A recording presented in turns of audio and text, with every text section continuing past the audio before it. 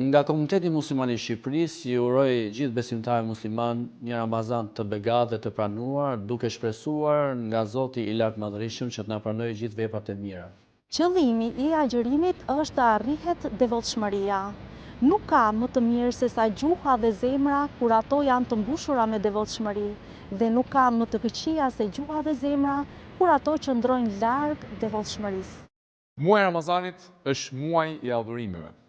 Është muaj për të rritur marrëdhënien me Allahun xhella xhelaluhu. Prandaj le t'i përkushtohemi adhurimeve tona e të përfitojmë nga shpërblimet e tyre.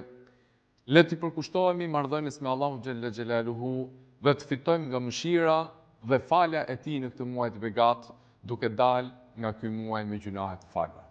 Ramazani është muaj gëzimi, dhe gëzimi shtohet kur ndahet me të tjerët. Prandaj në këtë muaj të begatë le t'i hapim sofrat tona për njerëzit që gjenden rreth nesh. Të agjërosh nuk do të thotë të rish i uritur dhe i etur. Të agjërosh do të thotë të arrish moralet e larta. Të agjërosh do të thotë të arrish njerëzoren. Të agjërosh do të thotë të arrish qëllimin e krijimit tënd. Ramazani është muaji i mëshirës së Zotit të Gjithësisë dhe zbritjes së Kuranit famëlar të fjalës së Tij. Gjithë besimtarët duhet përkushtohen sa më shumë në këtë muaj që ta vlerësojnë sa më mirë.